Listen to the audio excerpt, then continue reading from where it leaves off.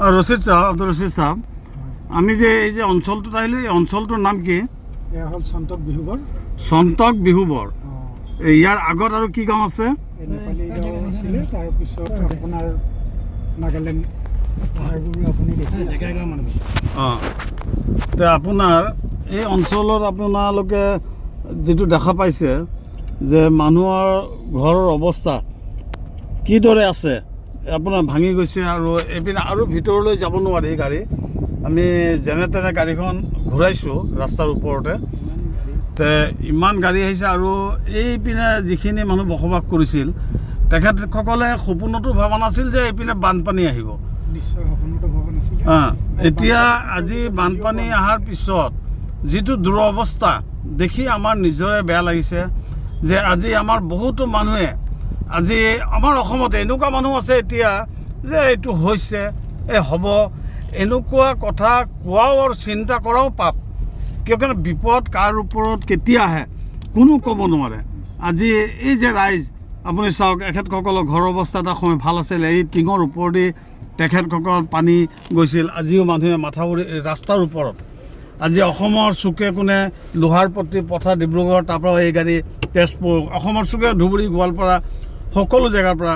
ইমানেই নহয় যে আপোনাৰ দিল্লীৰ পৰাও টীম আহিছে, আপোনাৰ কেৰেলাৰ পৰা, পাঞ্জাৱৰ পৰা আমি বহুত সাহায্য টীমক পাইছোঁ।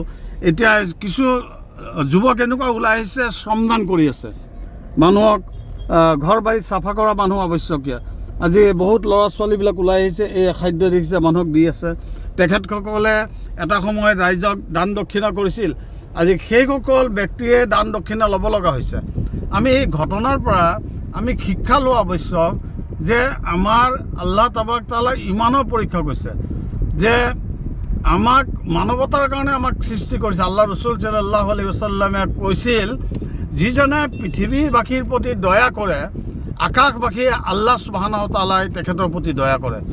এই হাদিছটোতো যে আমি যদি আমল কৰোঁ, তে আমি আমাৰ অন্তৰৰ মানৱতাৰ ভাৱ জাগি উঠিব। আজি আমি বহুতে ঘৰত শুই আছোঁ, বহি আছোঁ, আমি আমাৰ নিজৰ পৰিবাৰ পৰিজন ল'ৰা ছোৱালী লৈ বহুত জেগাত ভ্ৰমণ কৰিব যাওঁ, আমি নিজৰ অজস্ৰ তেল খৰচ কৰিছোঁ। কিন্তু এই দুৰ্দশাগ্ৰস্ত ৰাইজৰ যদি আমি খবৰ কৰিবলৈ আহোঁ যে যাওঁচোন, যে আল্লাহ ৰছুল সাল্লাল্লাহু আলাইহি ওয়াসাল্লামে এবাৰ সাহাবাই কেৰামসকলক সুধিছিল যে কোৱাচোন আল্লাহৰ ওচৰত চবতকৈ অতি প্ৰিয় আমল এবাদত কি?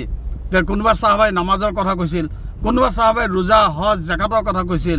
তেতিয়া আল্লাহ ৰছুল সাল্লাল্লাহু আলাইহি ওয়াসাল্লামে ক'লে যে আল্লাহৰ ওচৰত ইয়াতকৈ আৰু ডাঙৰ অতি মূল্যৱান এবাদত হ'ল কি, তোমালোকে ক'ব নোৱাৰানে?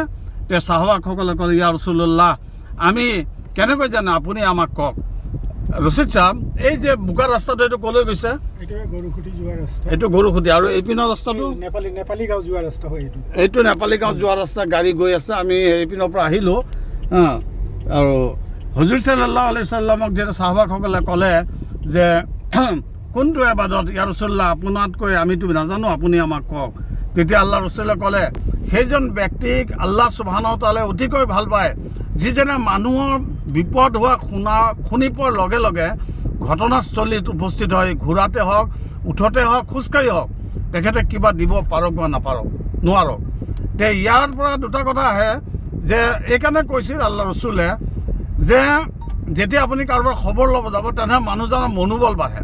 2 নম্বৰ, আপোনাৰ হাতত লাখ টকা নাই, আপুনি টকা 100 যদি এজন মানুহক 1 কেজি চাউল আপুনি দিব পাৰিলে, সেই মানুহজনৰ মনোবল বাঢ়িব নাবাঢ়ে। 2য় নম্বৰ কথা হ'ল, আপোনাক চাই আৰু 10জন ওলাই যাব।